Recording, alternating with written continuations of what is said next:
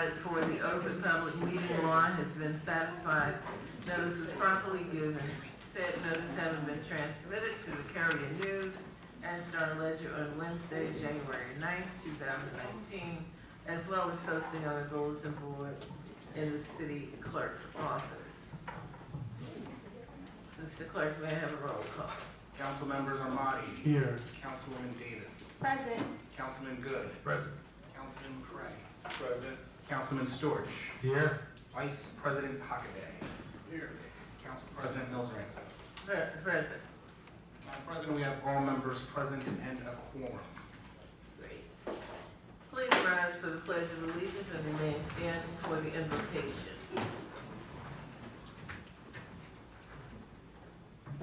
Pledge allegiance to the flag of the United States of America and to the republic for which it stands, one nation, under God, indivisible, with liberty and justice for all. Humbly we ask God, the giver of peace and the lover of charity, to give the entire family of nations true agreement with his will, and to grant the light of his spirit on all those who work for justice and for peace. Amen. Amen.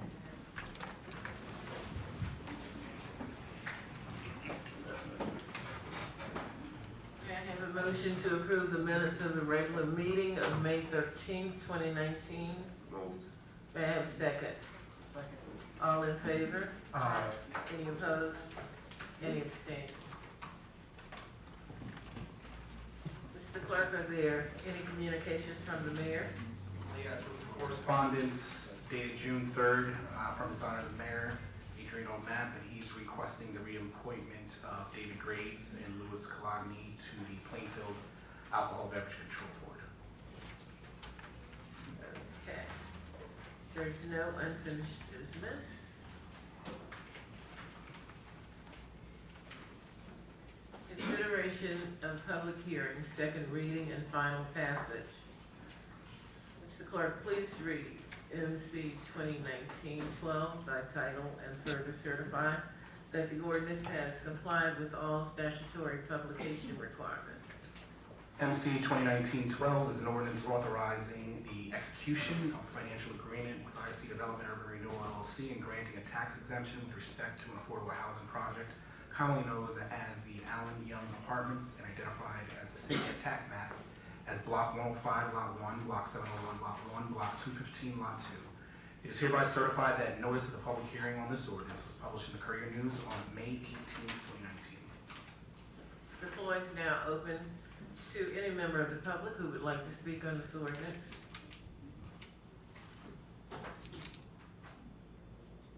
May I have a motion to close the public hearing of this ordinance? Seconded. All those in favor? Aye. May I have a roll call vote? Need a motion to adopt this? Motion, I'm sorry, did I have a motion to adopt the ordinance, I'm sorry, on second reading and final passage? Second. Roll call. Council members Armati. Yes. Davis. Yes. Good. Yes. McCray. Yes. Storch. Yes. Vice President Hockaday. Yes. Council President Mills Ransom. Yes. This ordinance has been adopted on second reading and final passage. Mr. Clerk, please read 2019-13 by title and further certify that the ordinance has complied with all statutory publication requirements. MC 2019-13 is an ordinance to amend and supplement Chapter 2, Administration, Article 15, Office of the City Clerk, Section 2, creating Section 2:15-3 of the Municipal Code, establishing a city flag and regulating the use of the city flag. It is hereby certified that notice of the public hearing on this ordinance was published in the Courier News on May 18th, 2019. The floor is now open to any member of the public who would like to speak on this ordinance.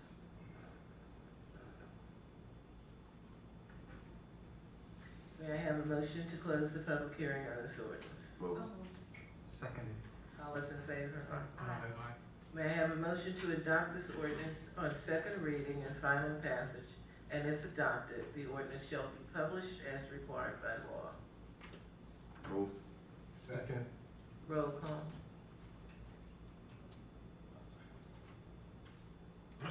Council members Armani. Yes. Davis. Yes. Good. Yes. McCray, Yes. Storch, Yes. Vice President Hockaday, Yes. Council President Mills Ransom. Yes. That is unanimous. MC 2019-13 has been adopted on second reading and final passage. Mr. Clerk, please read NC 2019-14 by title and further certify that the ordinance has complied with all statutory publication requirements.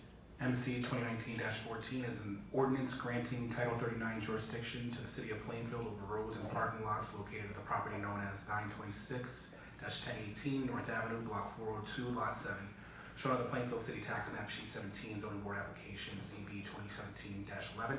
It's hereby certified that the notice of the public hearing on this ordinance was published in the Courier News on May 18th, 2019.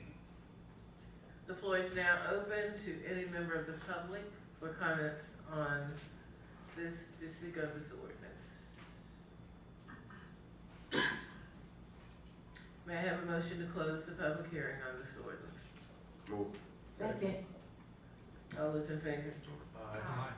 May I have a motion to adopt this ordinance on second reading and final passage, and if adopted, the ordinance shall be published as required by law. Moved. Second. Roll call, please. Councilmembers Armati, Yes. Davis, Yes. Good, Yes. McCray, Yes. Storch, Yes. Vice President Hockaday, Yes. Council President Mills Ransom. Yes. That is unanimous. MC 2019-14 has been adopted on second reading and final passage. Mr. Clerk, please read MC 2019-15 by title and further certify that the ordinance has complied with all statutory publication requirements. MC 2019-15 is an ordinance granting Title 39 jurisdiction to the City of Plainfield over roads and parking lots located at the property known as 109-121 East 4th Street, Block 840, Lot 701, shown on Plainfield City Tax Map Sheet 91, Zoning Board Application ZB 2012-33. It's hereby certified that notice of the public hearing on this ordinance was published in the Courier News on May 18th, 2019. The floor is now open to any member of the public who would like to speak on this ordinance. May I have a motion to close the public hearing on this ordinance? So moved. Second. All those in favor? Aye. May I have a motion to adopt this ordinance on second reading and final passage, and if adopted, the ordinance shall be published as required by law. Moved. Second. Roll call, please. Councilmembers Armati, Yes. Davis, Yes. Good, Yes. McCray, Yes. Storch, Yes. Vice President Hockaday, Yes. Council President Mills Ransom. Yes. That is unanimous. MC 2019-15 has been adopted on second reading and final passage.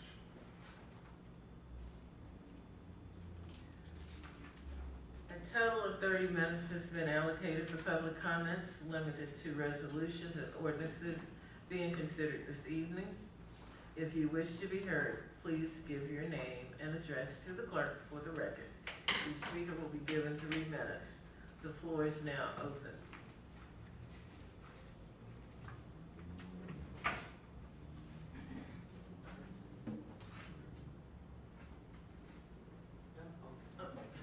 You want to speak on an ordinance or something like that? Yes. Okay, great. I didn't know. My name is Wesley McWhite, Policy Associate and HIV Counselor for the Highest AIDS Foundation, also the Chairman of the Plainfield Pride Committee.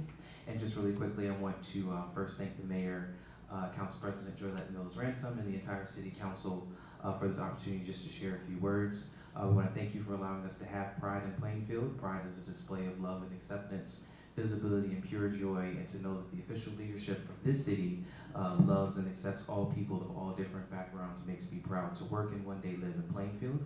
The LGBTQ community is still fighting injustices all over the world at this present moment. Laws and policies on the local to global scale diminishing the rights and humanity of the LGBTQ community. Black trans women are being abused and murdered just for being who they are.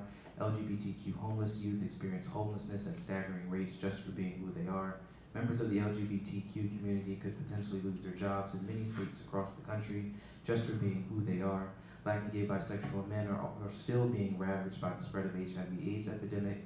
Stigma, homophobia, transphobia, and biphobia play a special part in the dismantling and dehumanizing of the LGBTQ community, and young people need to know that their elected officials will fight and stand with them on the right side of history for their health, well-being, freedoms, because love not only conquers all, but love lasts forever. To Director Shep Brown, Annette, Danielle, Sifan, and Layla, we have not only led Pride together, we have grown into a family, and we couldn't have done this without each other right here in the city of Plainfield.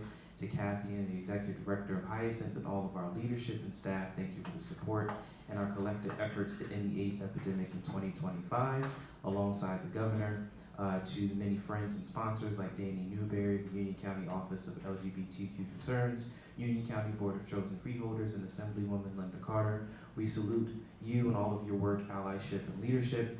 I challenge the council and the city to continue to stand with us and fight with us, not just during Pride Month, but for the weeks, months, and decades ahead, until all persons, no matter what their gender identity or sexual orientation are. And as Marsha P. Johnson put it, how many years has it taken people to realize that we're all brothers and sisters and human beings in the human race? We are all human beings in this rat race together. Thank you, and God bless you all in the city of Plainfield.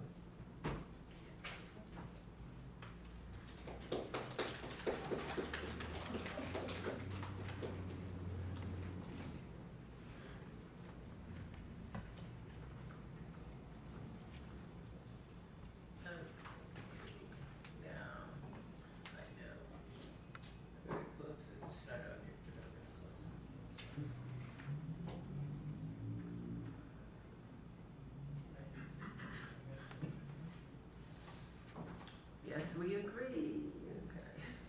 Okay. Okay. A motion to close public comment, seeing no one else coming. So be it. Second. Okay. I think this is the appropriate time for us to read a resolution. And I'm gonna ask Councilwoman Davis to read the resolution, recognizing the month of June 2019 as Lesbian, Gay, Bisexual, and Transgender Pride Month. Okay.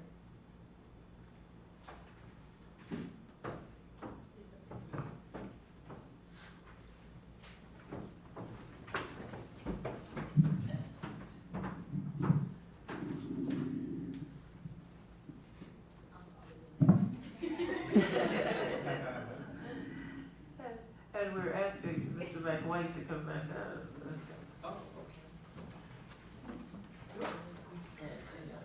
And bring others. Yes.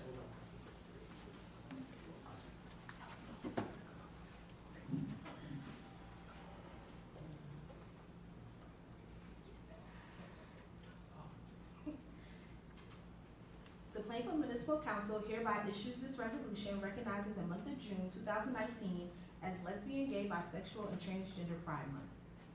Whereas LGBT Americans have made and continue to make great and lasting contributions that continue to strengthen the fabric of American society, and whereas as long as the promise of equality for all remains unfulfilled, all Americans are affected. If we can work together to advance the principles upon which our nation was founded, every American will benefit. Whereas with each passing year, the American people become more receptive to diversity and more open to those who are different from themselves. Our nation is at last realizing that gays and lesbians must no longer be strangers amongst friends, and that we must finally recognize these Americans for what they are: our colleagues, neighbors, daughters, sons, sisters, and brothers, friends, and partners. And whereas many challenges still lie before us, as we have witnessed from the recent acts of the ugly free speech within this Plainfield community, prejudice against gays and lesbians can still erupt into acts of hatred and violence. And whereas this June, recognizing the joys and sorrows that the gay and lesbian movement has witnessed and the work that remains to be done, we observe Gay and Lesbian Pride Month and celebrate the progress we have made in creating community more inclusive and accepting of gays and lesbians. Now, therefore, be it resolved that the governing body of the city of Plainfield stands committed and united to help break down the walls of fear and prejudice, and will work to build a bridge to understanding and tolerance until gay and lesbians are afforded the same rights and responsibilities of all Americans. And be it further resolved that the governing body of the city of Plainfield does hereby call upon its residents, employees, and elected officials to work together to promote equal rights for all regardless of sexual orientation or gender identity, and thus further encourage all to be observed this month with appropriate programs, ceremonies, and activities that celebrate our diversity and recognize the gay and lesbian Americans whose many and varied contributions have enriched our national life. Adopted by the unanimous Council of the City of Plainfield on June 17, 2019.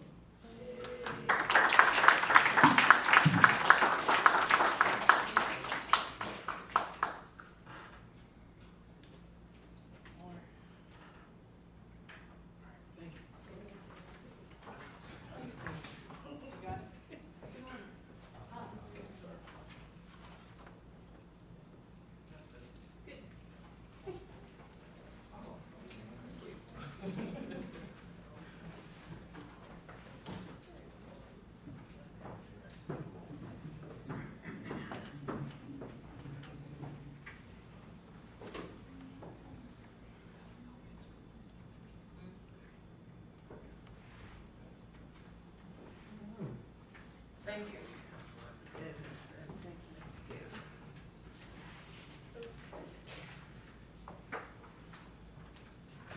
Resolutions and motions, new business. Okay, are there any questions on resolution R 219?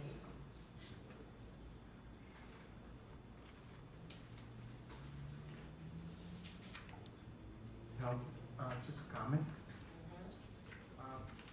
So this resolution involving the ban of assault weapons, we take pride in the city of Plainfield of being a strong democratic town, and we recognize that issues on a national scale regarding assault rifles are extremely difficult. And organizations like the National Rifle Association have a stronghold on this issue. But in towns like Plainfield, where we can stand up and take a stand against assault rifles, there's been mass tragedies all across the country that seem to never stop. It's an opportunity for us as a town to support issues and there be a groundswell on these issues, because we know all things start locally. So I'm in support of this resolution for that reason, and urge the administration and council members to embrace issues like these when there's an opportunity to push significant legislation forward from the local level. Thank you, Councilor. Vice President, any other questions or concerns? Comments? May I have a motion to accept this resolution? So moved. May I have a second? Okay. Mr. Clark, do you think this is one that deserves a roll call? No. Okay. All those in favor? Aye. Any opposed? Any abstaining? Are there any questions on resolution 201-19? I don't have a question, Council President, but I do want to make a comment. This year, I feel like this is one of the years that we've had a lot of Pride events, and they've been well attended by various segments of our population. So I do want to congratulate the Pride Committee and Director Brown for making this a more inclusive Pride Month for everyone in the city. I'll second that. Thank you. Hearing no other comments, all those in favor? Opposed? Abstentions? Are there any questions on resolution 202-19?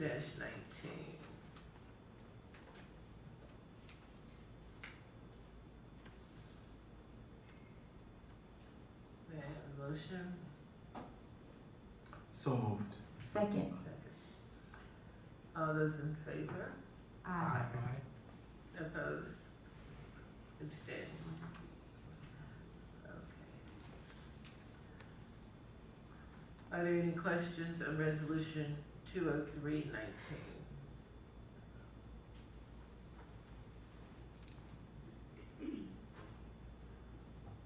Well, I am glad that Councilwoman Davis put the resolution on for Juneteenth. That is a very important day for African Americans. So we're happy that it's there. Any other comments? May I have a motion? So moved. Seconded. All those in favor? Aye. Any opposed? Any abstained? Are there any questions on resolution 204-19? I'm glad to see the Queen City Baseball League is alive and well. I do have a question on this. It's surprising to me that we don't have any soccer waivers on here. Did we receive any applications from soccer teams for fee waivers? Yes, we have. We've received multiple applications, not only for soccer, but a lot of other nonprofits and activities going on in town requesting a fee waiver. But based on the new ordinance that was approved in late 2018, the new ordinances indicates that the fee waiver can only be recommended to the council if there is a demonstration of a financial hardship for the entity requesting that request. So, based on the information that we get from the applications, there is, a lot of times they don't demonstrate that hardship of the waiver, and that's why they never get recommended to council. Yes. Approximately how many, Mr. Sanchez? Between all of them, we probably have received about a dozen of requests for waiver of different fees. And none to prove hardship. Correct. Have, Councilwoman Davis? I'm sorry, were you done, Councilman? Yes. Oh. Thank you. Have any of these teams who were not recommended this year received waivers in the past? Yes, all pretty much in the past, before the new ordinance was implemented, pretty much everyone received a waiver. It was a standard, and I think that's why the council moved into looking at that a little closer, because everyone that came to the city, regardless if they were from Plainfield or outside Plainfield, everyone was getting a automatic waive on the request of the fees. So with this new ordinance, are you receiving more information than what the council received in previous years, or is it still the same information? Because I guess I'm just concerned about people who've gotten waivers in the past, and then with the same information now, they're not even being recommended for waivers. I can't tell you what the council used to receive in the past, because they used to, the application was just coming automatically to the council. Again, based on the ordinance that was approved by council in 2018, it clearly indicates, obviously, the administration has no powers to waive any fees. All we can do is recommend to the council if the entity meets the criteria of the ordinance, which one of the criteria is to be able to demonstrate a financial hardship. Okay, I have a motion. So be it. Second. All those in favor? Aye. Any opposed? Any abstentions? Are there any questions on resolution 204-19?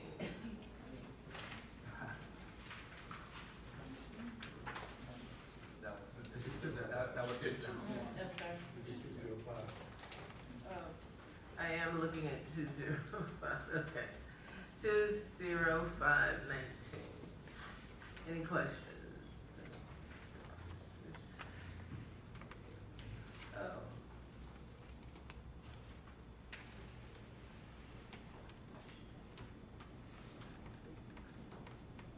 Okay. All those in favor?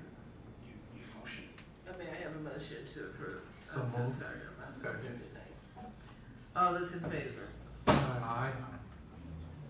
Opposed? Abstentions?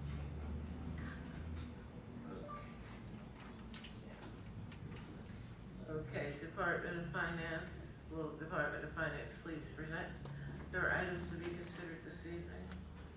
Department of Finance has two resolutions for council review and consideration. Are 20619 and 20719. Are there any questions? What's the savings? Council members, are there any questions? What's the savings on that? For switching? I'm sorry, I can't hear you. I'm speaking into the mic. What did you ask, Councilman Good? What was the savings? In terms of the base fee, we will be saving, or participants will be saving, because this cost is borne by the participants in the 457B plan. They will save what's known as 86 basis points, which is almost 1% at a minimum. Plus the cost for the different investment options is going down as well.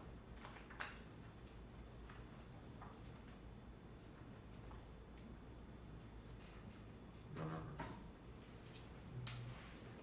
When you start looking at savings, and this is a plan that the city has in place for employees. We don't look at, and historically, it was never reported. You really had to search to find out what it cost for you to buy and sell, a stock, through the 457B plans. Now, one of the things we're doing is making it far more visible. And what I can tell you is that at a minimum, depending on how much you invest on your base charges, you're gonna save at least 86 basis points. You're paying 1.25% as a minimum just to participate. And it varies by how much money you have in the plan. Okay, So that fee, and now that fee is going down to 0.39. thank you. So it's a lot more complicated. Okay, thank you, sir. Is there an expected date of rollout for this new plan? It will take us a couple of months to move forward on this, first and foremost, and one of the reasons we're looking to make the change is we've had difficulty, working with MetLife. So now we have to reach out to MetLife to transition, from MetLife to Mass Mutual. So it's gonna take us a number of months to do that, and all the participants will be notified well in advance of that, because there's also what's known as a blackout period.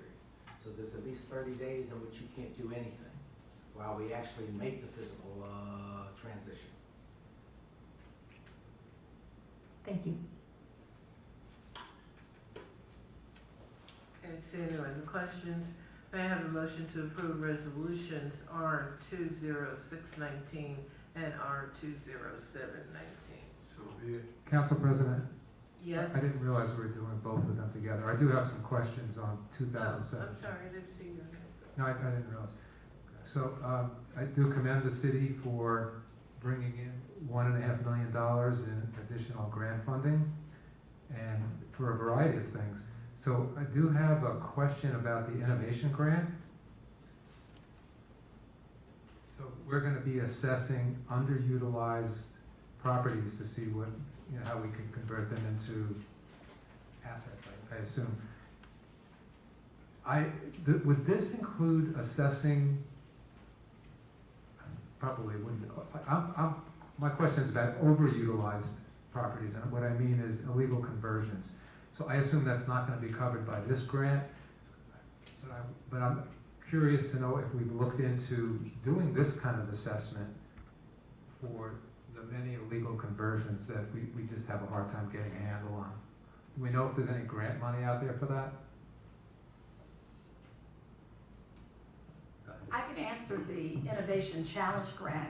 The Innovation Challenge Grant is specifically looking at vacant and underutilized industrial properties. So we're trying to come up with a plan for reuse of a number of vacant and underutilized properties, industrial properties in the city of Plainfield. And so that grant is out of the New Jersey Economic Development Authority. And assuming our assessment is successful, then we will get money, or be eligible to get money related to creating a technological infrastructure to support some of these industrial buildings in reuse. And so this grant is very specific to industrial properties. Sounds like a great opportunity. I also have a question about the UEZ proposal. There's some money, I think it's $250,000 to extend the facade improvement program. Would that include owners or store owners that want to replace their security gates? Could we use that money for that purpose as well? And yes, it would include replacement of security gates. This monies that we're proposing are specifically for downtown Plainfield, and so we're trying to make it more inviting and more beautiful. And part of that is looking at removing some of those drop-down iron gates.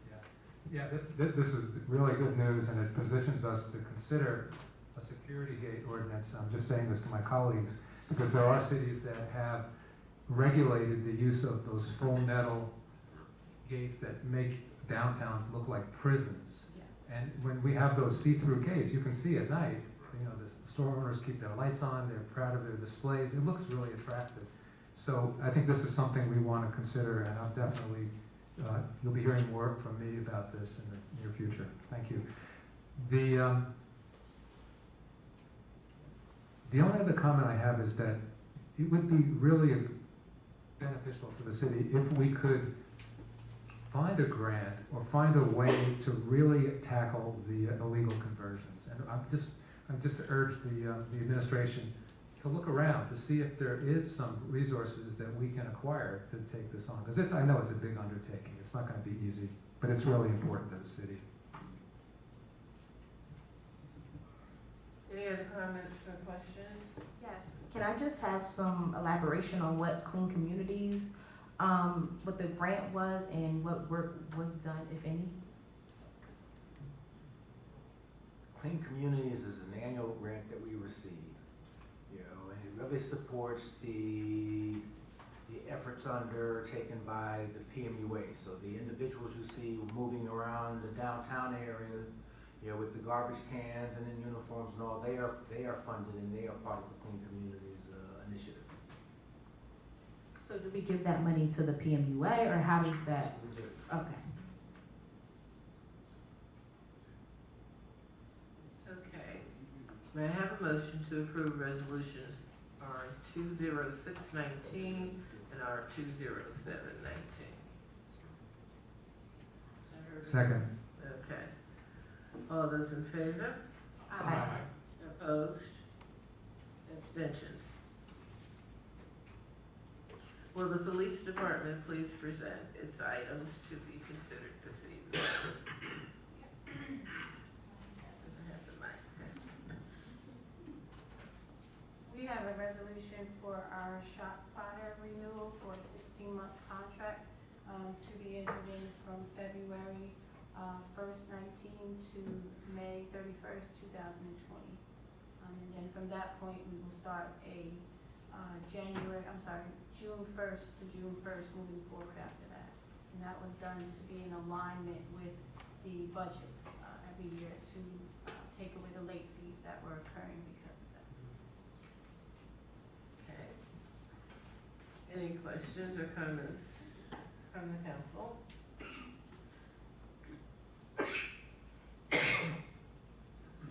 Okay. May I have a motion to approve resolution 20819? So moved. Second. All those in favor? Aye. Opposed? Abstentions? Will the fire department please present its items to be considered this evening? R 209-19 is a resolution offering a memorandum of understanding between the city of Plainfield and Union County for the first alert system. Okay. Any questions? I have a question.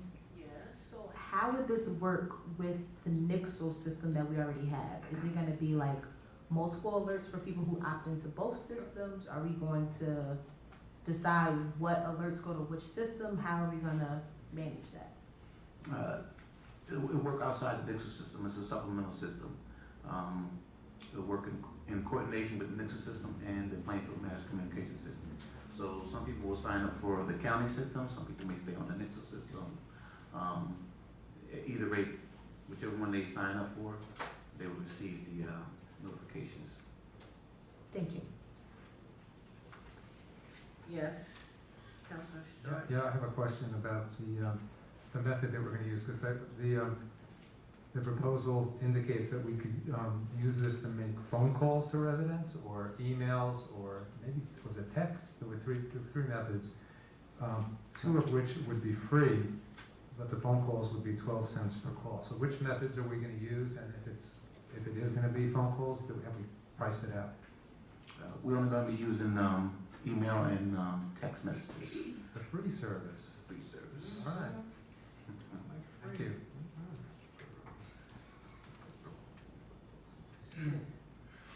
Any other questions? May I have a motion to approve resolution, K 2010-19? Oh no, I'm on the wrong one. Resolution. That was it. Yeah. So be it. All those in favor? Need a second. Aye. Second. I don't know. I gotta say my son. Councilman Good giving a thumbs up, and I was just kind of lost here. Okay. Will the Department of Public Works please present its items to be considered this evening? Madam Council President, members of the council, I have 13 resolutions before you, which goes from 212 to 222. Are there any questions? I have a few. 210 to 222. Wrong got me. 210, 222. Okay, I'm I have 13. You We're do short have quite five. a few, and there's a lot of work being done. So I'm gonna do resolution 210-19 first. Any questions? Yes, Council President, I have a question. Hold on. So I think the question was, can we get a list of priorities of streets that are gonna be paved? Because I know this one was a grant, I believe, but we have a number of resolutions dealing with milling and paving of roads. If we can just get a list of which streets are the priority, that would be really helpful. And that is in the resolution of streets that are currently going to be paid, Councilwoman. And which resolution?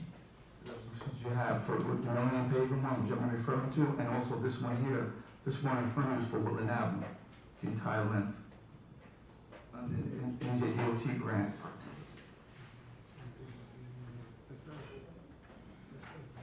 Any other questions on 210-19? Or 211-19?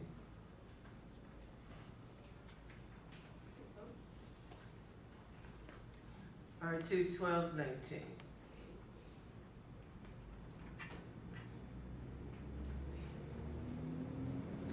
Or 213-19? I have a question. Okay, Councilman Amari? So, in terms of the repair, I know it's only gonna be, I guess a minor repair, not a full restoration, and the last time we had one was 20 years ago, if that's correct.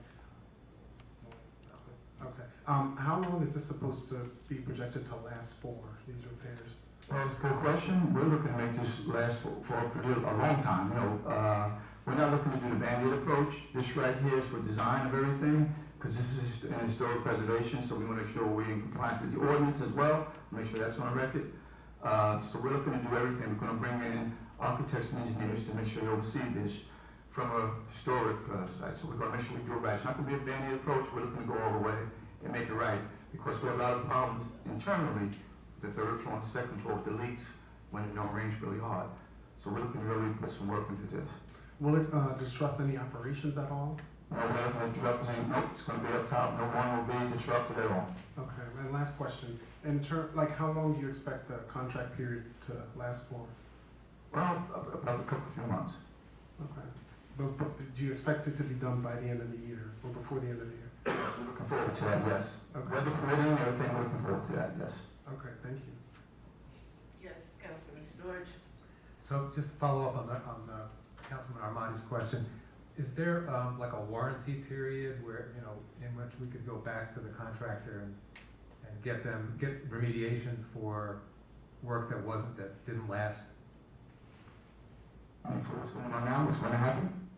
Yes. Yes, of course, we definitely want to warranty everything we do, absolutely. What period of time would we be protected? Once everything goes out and we get the contractor, that we're part of everything we do with the specification. Rough idea, like are we talking like 5 years, 10 years, 20 years? But for the, I would say forever. We're looking for that as long as we I can. like that, forever's good. And I'm asking for a reason.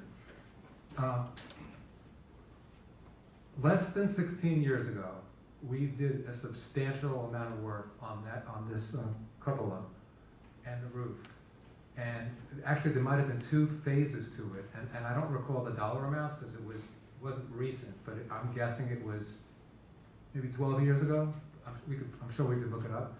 We spent many hundreds of thousands of dollars to restore what we're now proposing to fix again. So I just think we need to look into this.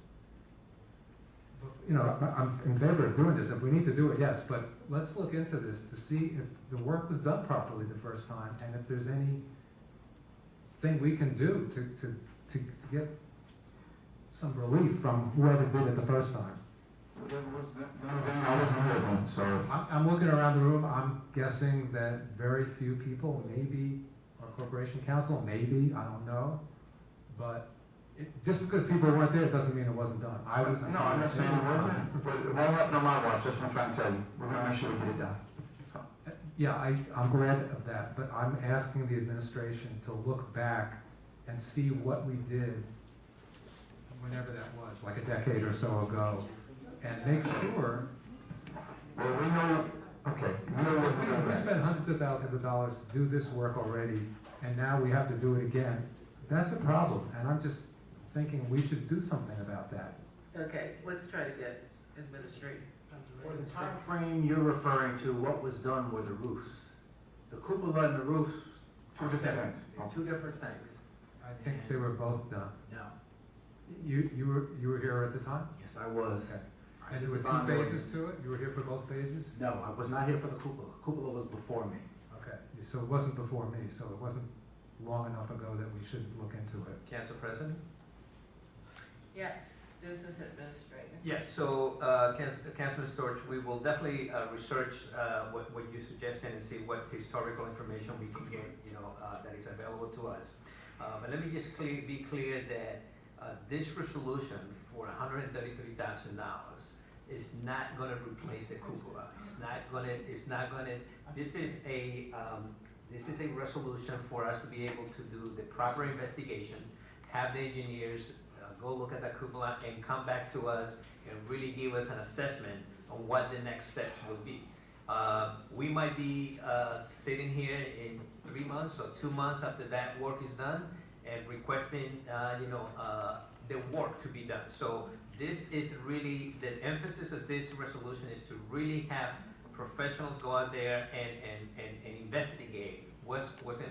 We obviously having significant problems in our historic building, City Hall, and to the point that, there is a lot of rain coming inside the building, so, which is not what is supposed to happen, obviously. But again, this is just to make clear, this is, the purpose of this resolution is to make sure that we're able to investigate properly what the extent of the damage is and what the next steps will be.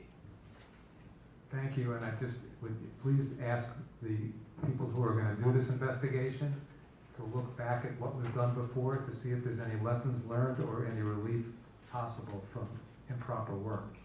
Well, we did look into that, that wasn't happening, I'll make sure that things are done right. Thank you.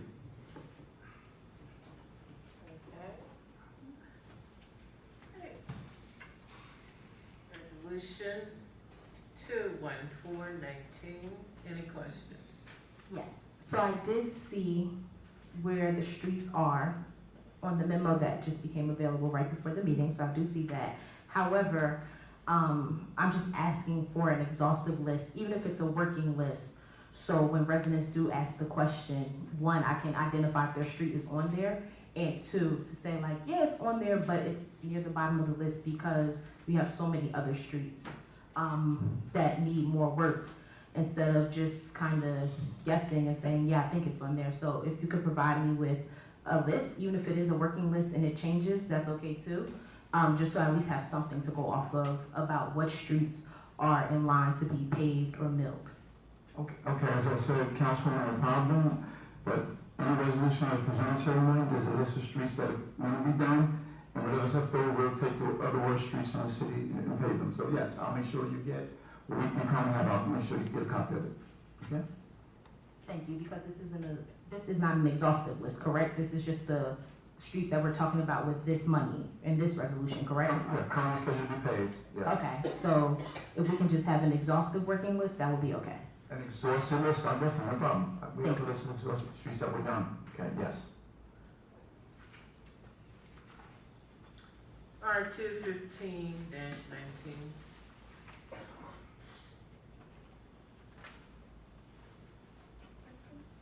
R216-19. Just one.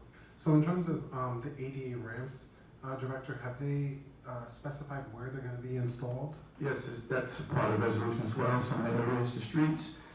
Yes, all the streets that are currently paving that have either upgraded, those are the ones that will be done. We have 41 total handicap ramps that will be installed throughout that milling paving project. Excellent. Thank you. You're welcome. Resolution 217-19. R218-19. R219-19.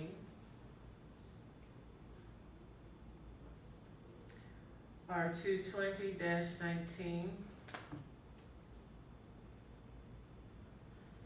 R221-19. Yes, I have a question. Okay.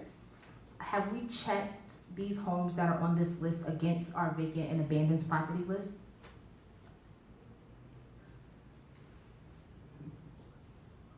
Check them out. These are just cleaning lanes that, no matter what they need be, so I'm trying to get answer my question though. Because they're cleaning lanes, no matter whether they're registered or not, the cleaning lane is, outside of whatever's done in terms of it's registered. Right. So I understand that. So my question is, has there been collaboration between your office and Director Brown's office to make sure, one, that these are not repeat offenders, and two, that if these properties are vacant and abandoned, we're taking the necessary steps to get them back on the tax roll? Yes, Shep Brown and myself, we collaborate and communicate every day. So with these properties here, yes, they can be repeat offenders no matter what, but we're still going to clean the lane, again, outside of whatever the registration fee is for them. We're going to clean them no matter what. Once we get, and then notice violation goes out, they don't clean it, we're going to clean and lean everything, Councilwoman. Okay, so I'm not saying that you're not doing it. My question is, do we have repeat offenders? So I have two questions. One, do we have repeat offenders on this list? And the second question is, the properties that are on this list, have we looked at those properties and compared them to the properties that are on the vacant and abandoned property list? Some of them may be on the vacant and abandoned property list here, to answer your question, yes, they may be on this list. And there's also a lot of more repeat offenders that we have here, that we take care of, that we have to claim lane. So what are we doing to stop the repeat offenders from becoming repeat offenders? Well, I guess we're just talking to the banks, whatever you want to respond to that? Sure.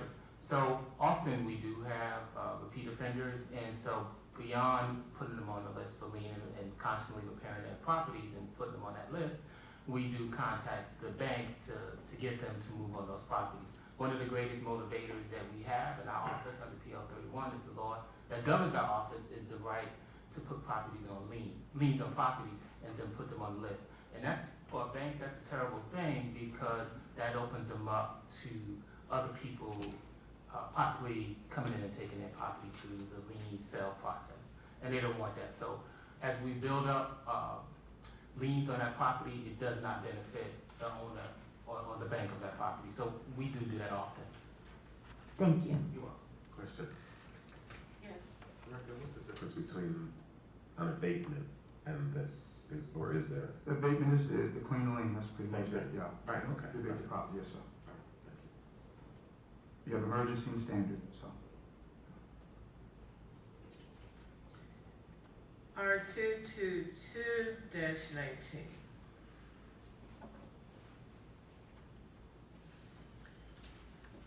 Okay, may I have a motion to approve resolutions R210-19 through R222-19?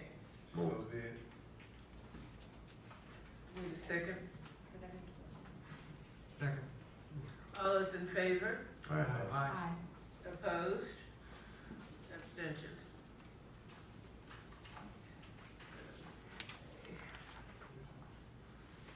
Will the Department of Economic Development please present its items to be considered this evening? Good evening, Council President and council members. The department has resolutions 223 through 227-19 for consideration tonight. Okay, 223-19, any questions? Can we have a presentation on 223, 224, and 225? Okay. Not sure what's meant by presentation, but 223, this particular developer controls all the properties that are on this list. And this is part of the amended third enrichment redevelopment plan. And the developer will be building mixed use properties in this area. We have not been presented with the final concept, which we will be presented with shortly. But this is a conditional designation for 6 months. And that will allow us, for the developer to present the final concept, for us to enter into a redevelopment agreement and a financial agreement related to these properties. They're in and around Union County College, and if you're familiar with the area, it's definitely in need of redevelopment. 224-19. Yes, so this particular property, You don't necessarily have to say anything. Trying to see if they have questions. he asked me to speak to it. Oh, what did he do? 224 and 225, that's what he did on me. Sorry, I'm doing these, council storage, I'm doing these one at a time. So now we're on 224-19.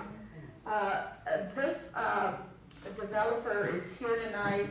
It's Paramount Properties. They own the property on South Avenue next to Family Dollar. And what they're proposing to build is 4/1. So retail on the ground floor, almost 5,000 square feet, and 70 units above. And actually, they're doing a huge lift related to meeting NJDEP requirements to have people be able to have vehicular access in the case of 100-year flood.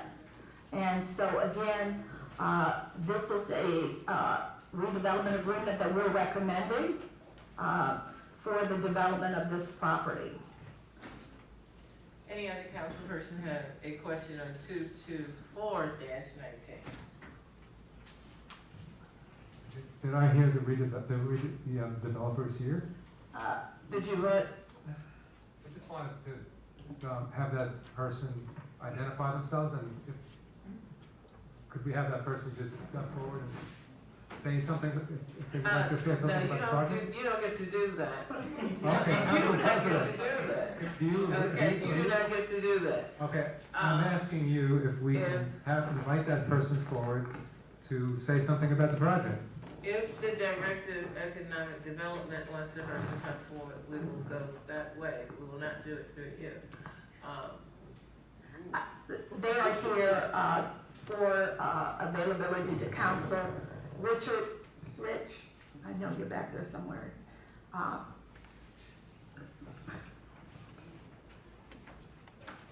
Okay. You can repeat what I said. Say hi. Good evening. My name is Richard Dunn. I'm the Senior Vice President of Paramount Assets. We are a developer here in the great city of Plainfield, and we own a considerable amount of property along East Front Street and other places within this great city. 829 South Avenue is a redevelopment project which we've had in the books for a year or so. We went in front of the planning board a year and a half ago and got approvals. However, we found out that the property sits in the flood zone on the South Avenue side, and most of the projects within the Netherwood section are subject to flood hazard issues with New Jersey Department of Environmental Protection. So we have petitioned them, we've worked with them, we found ways to navigate around the issues, and we're in the process of getting our flood hazard permit released, allowing residents to live within that area. Obviously, like Ms. Jackson said, we have to allow vehicular traffic out of the flood zone, and fortunately for us, since we own the adjacent property, 911 South Avenue, we are able to build a bridge and allow our vehicles and pedestrians to leave the building complex above flood stage, which is just above 911 South Avenue. We're looking to possibly start this project within the next 6 to 7 months, provided that everything goes accordingly. We will have to go back in front of the planning board to get a few other waivers because of the raising of the building and also with the building of the bridge. But we're looking forward to this very productive project and helping the Netherwood redevelopment plan to move forward. Any questions? I'll be more than happy to take. Thank you.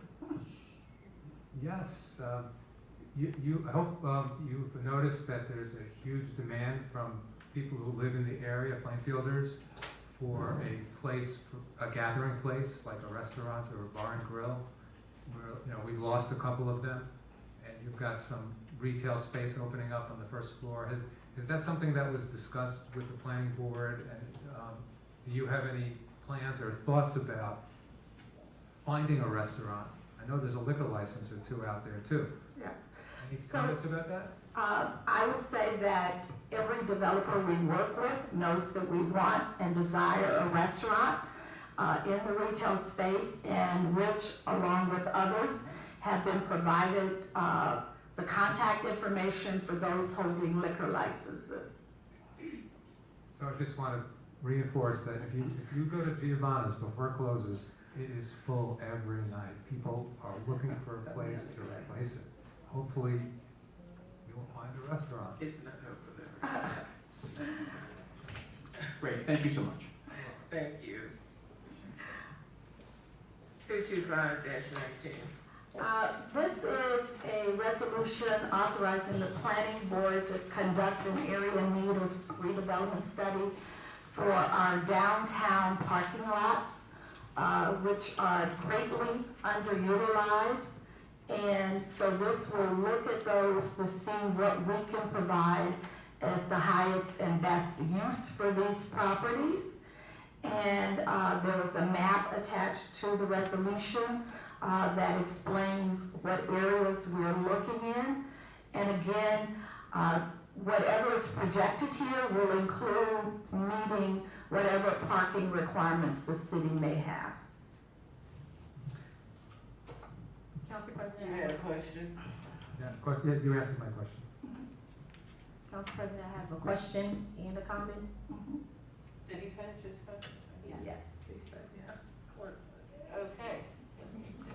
So, my comment is, I'm going to have to respectfully disagree with you that these parking lots are underutilized, especially the lot on Watchung Avenue, or Park Avenue, behind Bill's.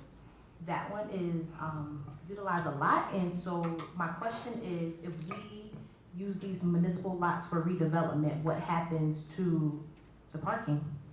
The lot that you're referring to is parking lot 6, and one of the requirements, if we're allowed to move forward with the redevelopment plan, would include a mixed-use building with a parking garage for not only the retail and residential tenants, but for shopping tenants. So again, when I say underutilized, what I mean is that these parking lots, the surface parking lot, do not serve the best interest of the city. That the city needs some parking structures on these lots in addition to development. Oh, well, I can agree with that, Okay. but,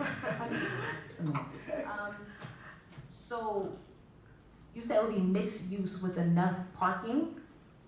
Yes. So what would that look like? So we would have more apartments and a parking garage, or what is the vision for that? Okay, the vision for it is, and then we need a developer to build it, but we've got several that are interested, would include retail on the ground floor, at least a 3-level parking garage, and residential above that.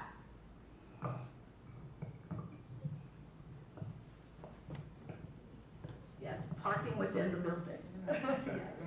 She's looking at me like, Yes. So naturally, you wouldn't put something there without accommodating the need for parking. yes, you got it. But Director, just to, I guess piggyback off that, how many parking garages are you guys looking to, install around the city? So I don't have the answer to the number of parking garages at this point. We are doing parking analysis as part of the master plan. A couple of years ago, there was a parking study that said Plainfield did not have a parking problem. But again, we are going to do an update of that analysis based on what we project as the new density for Plainfield. Okay. Thank you. So in the projection of the new density, we are gonna take into account the parking variances we already have for the developments coming there, the buildings that are already standing, as well as the new buildings coming? Yes, so each, we will take into all anticipated growth into account for understanding the parking requirements. So today I can tell you that we have 500 million in the pipeline, there are 1,500 units associated with that, and we will accommodate the parking. So my question is not just the 1,500 that are coming, but for the ones that are already there. Are we gonna make sure that we accommodate all of it, the current development as well as the development in the pipeline, as well as the development that's under construction? Yes, and we can probably discuss it offline, but we have plenty of data. Rutgers updates their study regularly on transit-oriented development and what the parking requirements are when you walk out your front door to the train. So we need to not only just look at existing, but at future and the type of tenants in the future as well. So we're balancing it all. Thank you. 226-19. 227-19. Okay. May I have a motion to approve? Resolutions are 223-19 through 227-19. So moved. Seconded. All those in favor? Aye. Opposed? Abstentions? Will the Department of Health and Social Services please present its items to be considered this evening? Good evening, Madam President. The Department of Health and Social Services would like to present Resolution 228 through Resolution 230 for your consideration. Are there any questions? Any questions on 228-19? 229-19? 230-19? May I have a motion to approve resolutions R 228-19 through 230-19? So moved. Second. All those in favor? Aye.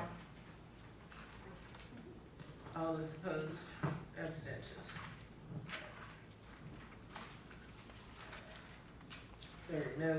There's no new items, so we're going to introduction of ordinances on first reading. Okay.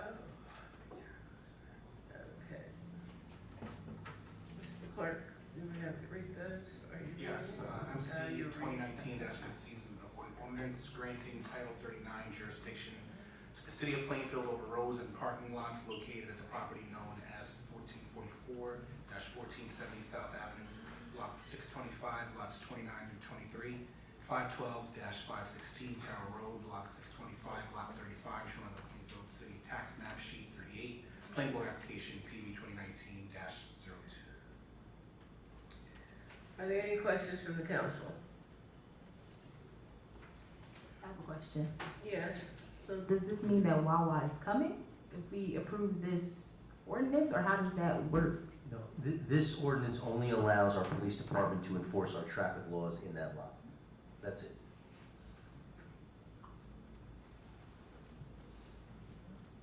I will now entertain a motion to adopt this ordinance on first reading. So be it. Second. Second, okay. Clerk, may I have a roll call? Roll call on MC 2019-16 for first reading. Council members Armati, Yes. Davis, Yes. Good, Yes. McCray, Yes. Storch, Yes. Vice President Hockaday, Yes. Council President Wilson. Yes. That is unanimous. This ordinance has been adopted on first reading.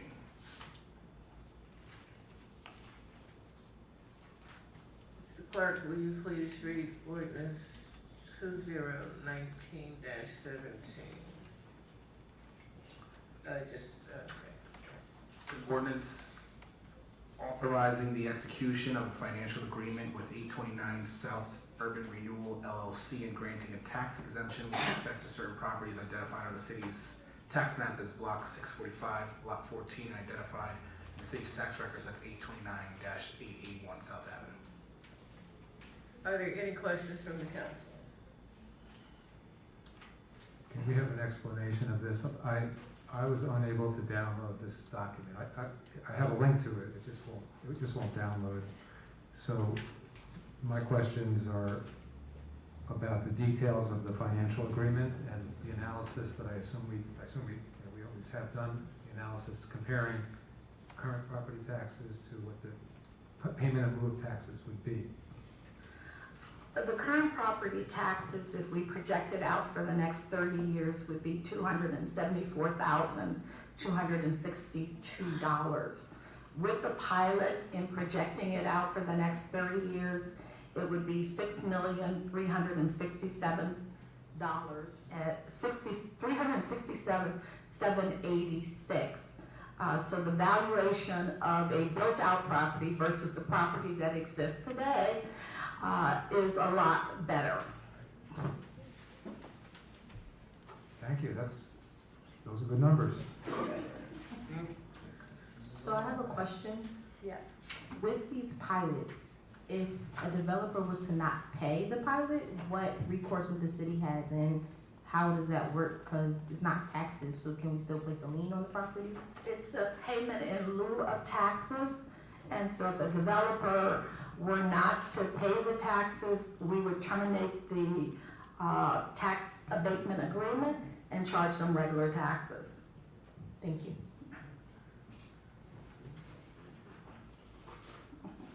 I will now entertain a motion to adopt this ordinance on first reading.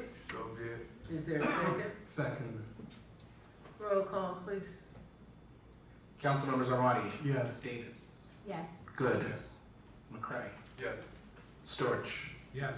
Vice President Hockaday, Yes. Council President Mills Ransom. Yes. This ordinance has been adopted on first reading. Mr. Clerk, will you please read ordinance 2019-18? MC 2019-19 is an ordinance to amend and supplement Chapter 2, Administration, Article 9, Department of Public Works, Section 13, Division of Recreation, and rename the Greenbrook Trail to the Albert T. McWilliams Memorial Trail. 19-18. Yeah, you're 18. My apologies. MC 2019-18 is an ordinance repealing Chapter 2, Administration, Article 9, Department of Public Works, Section 2:9-5, Borough of Sewer and Pumping Stations of the Municipal Code of the City of Plainfield. Are there any questions from the council? Yes.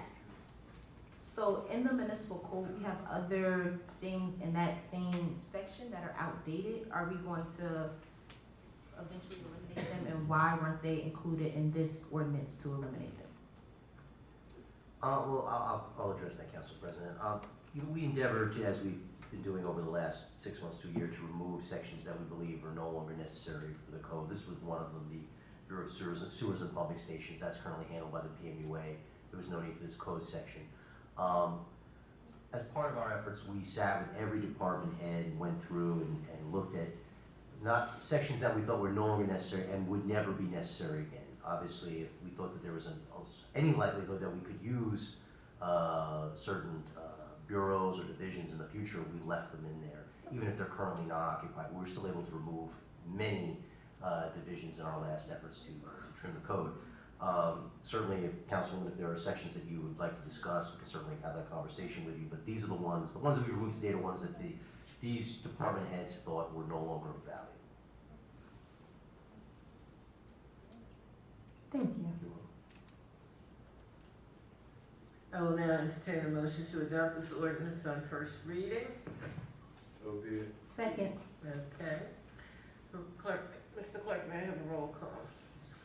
Roll call on MC 29-18, council members Armani, Yes. Davis, Yes. Good, Yes. McCray, Yes. Storch, Yes. Vice President Hockaday, Yes. Council President Mills Ransom. Yes. It's unanimous, this ordinance has been adopted on first reading. Mr. Clerk, will you please read ordinance 2019-19 by title? MC 2019-19 is an ordinance to amend and supplement Chapter 2, Administration, Article 9, Department of Public Works, Section 13, Division of Recreation, to rename the Greenbrook Trail the Albert T. McWilliams Memorial Trail. Are there any questions from the council? A comment, I think it's very fitting that we're doing this. Al McWilliams had a really positive vision for the city many years ago, and this was part of his vision. And we're working on this trail now. So the section on the west end is now beginning, and I just think it's very fitting, a great thing for the McWilliams family and really for the whole city.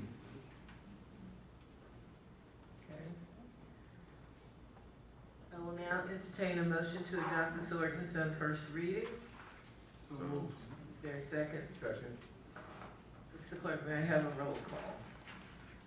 Roll call on MC 2019-19, council members Armani, Yes. Davis, Yes. Good, Yes. McCray, Yes. Storch, Yes. Vice President Hockaday, Yes. Council President Mills Ransom. Yes. MC 2019-19 has been adopted on first reading, and these ordinances will have a public hearing that will take place at the next combined meeting of the Plainfield City Council on Monday, July 8th, 2019. Thank you. A total of 60 minutes has been allocated for all public comments to be presented. If you wish to be heard, please give your name and address to the clerk for the record. The amount of time any single speaker is allowed will be limited to 5 minutes. The floor is now open.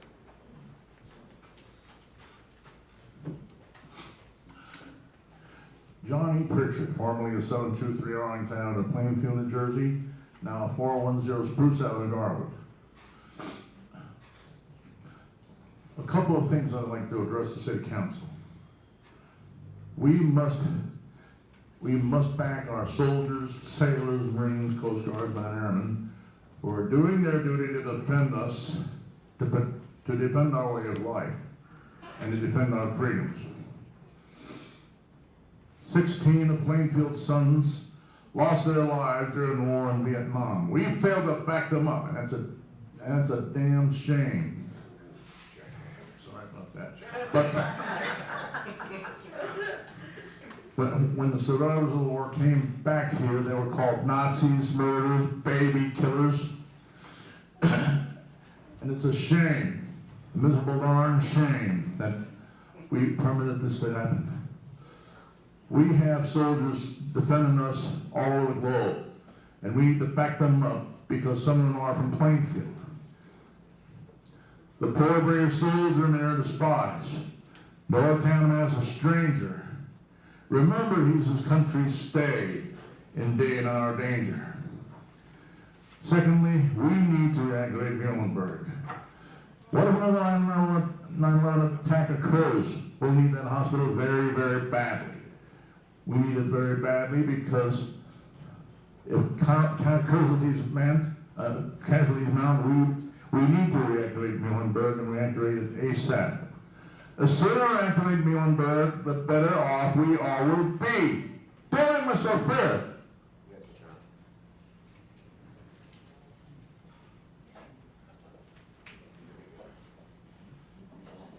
Timothy Priano, Martin Avenue. First thing is on the clean communities. Again, we ask, why does this money go back to PMUA instead of building programs for our kids in the city to clean up? PMUA receives our money every single period for shared services. There should be a way that clean communities can build programs with our city so that the kids learn to clean up. We have garbage cans. Every year the money just goes right back to PMUA, and it's unfair that we have to spend our own money buying garbage bags and tools to clean up the city because PMUA is not doing their job. Downtown, last night I dropped my daughter off at the train, watching a parking lot manager from down the street cleaning up the train station with his tools instead of cleaning up the trash. That we should have organizations, the city should make a cleanup day across the board that everyone gets together and do it. We did it 3 years ago. Barry was leading that charge 3 years ago, well, twice, but nothing's come back. The garbage is still climbing, but no one wants to do it. And I think it's something to make the community work together so that children understand about litter. Secondly, here's your Lays for all you who are traveling to Hawaii on our dollar. And I hope you enjoy spending tax dollars money when there's people in the city that are struggling to pay their taxes and surviving in Plainfield. But with your brand new cars you drive around, when they're all disappeared again, we don't know where they're hiding because they're not on the radar anymore. But you just keep spending the tax dollars money every week, every month, giving Pinoni more and more money so that we just keep on padding it. And the people of the city cannot afford to live here with the taxes going up. And everyone here, well, the majority of the directors here don't even live in Plainfield. So they don't feel the effect of spending. But have a nice trip, and we hope we see you soon.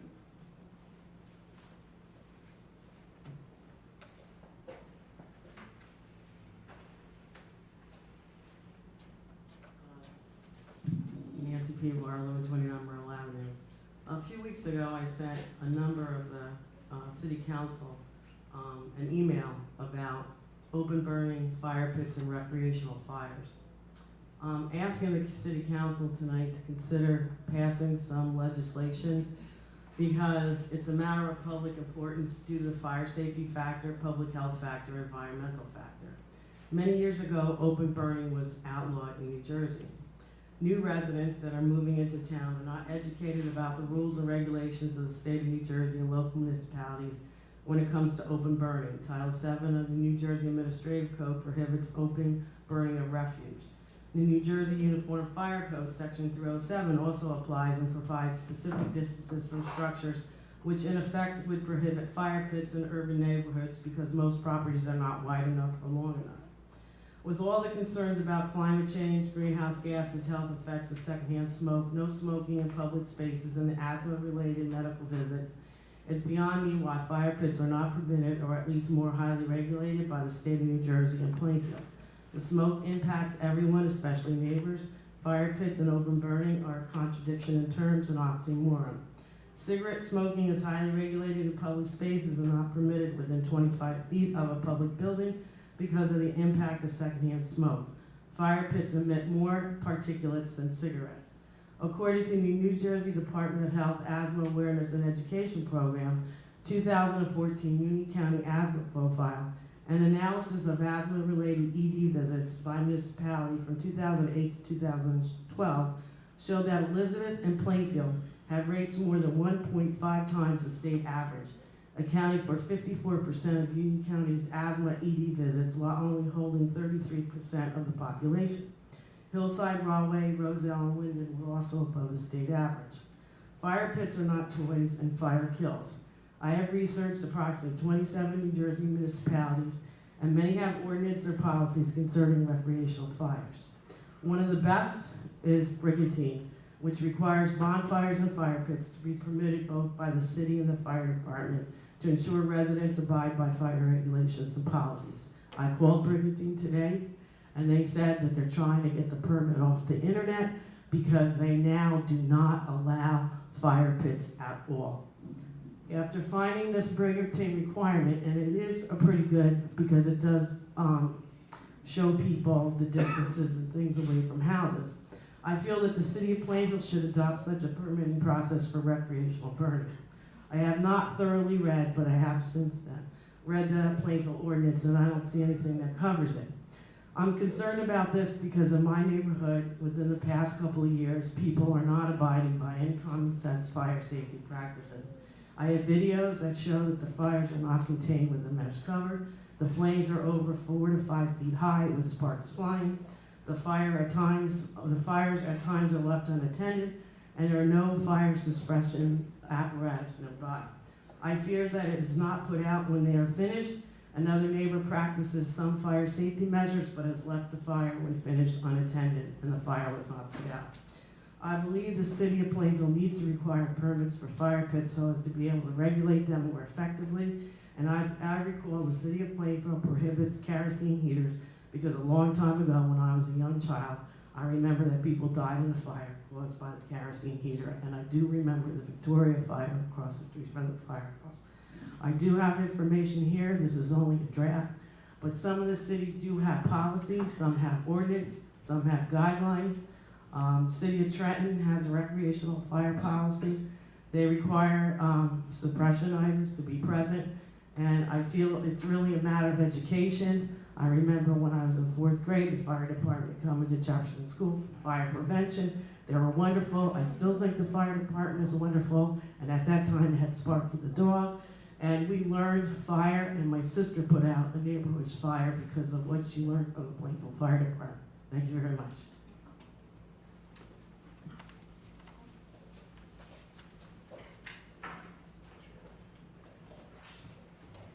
Good evening, everyone. My name is Beverly Chris, and I reside at 531 West 4th Street. And I'm just coming before you again just to express my overwhelming concern regarding the situation at the Plainfield Health Center. As many of you know, that the health center filed bankruptcy over 4.5 years ago. That case is still ongoing. The basis of that case was due to unpaid payroll taxes in the amount of $4.5 million and another $5.5 million of unpaid vendors. Subsequent to that, over the 4.5 years, there's also been an accumulation of another $4 million in bankruptcy fees, which has nothing to do with provision of healthcare services, which is supposed to be their mission. There is going to be a hearing on Thursday, June 20th at 2:30 p.m. When I came before this body previously a couple of months ago, some of you indicated that you would be attending the hearing, but none of the council persons have been attending the hearings. I thank you that Mr. Brown has been attending the hearings, but I just want to encourage you, we cannot expect the legal services, the judges, the consultants, the trustees to hear more about our community than we do. They're all paid persons that are making a hefty salary, and they have been for the past 4.5. And I think we, as a community, as elected officials, as community members, I think that if we had been proactive in terms of holding the board of directors accountable for the decisions that allowing this type of mismanagement to happen, this could have been avoided. And so now I think we are kind of repeating ourselves by not holding those that are committed, the judge, all those that are getting paid to do and to resolve this case. If we don't hold them accountable, then shame on us. These dollars could go back into our community, but, you know, our failure to hold people accountable, they're not going to be accountable. So I encourage you all, if you can come out on Thursday, June 20th at 2:30 p.m. at the, I think it's 50 Walnut Street, Judge Papalia. It makes a difference if they find out that our governing body and that our citizens care and are holding them accountable. Thank you. Does anyone have any questions for me? I'm sorry. Thank you. No one else approached the mic. Can I have a motion to close the session? So be it. Second. All those in favor? Aye. May I have a motion for adjournment? Second. All those in favor? Aye.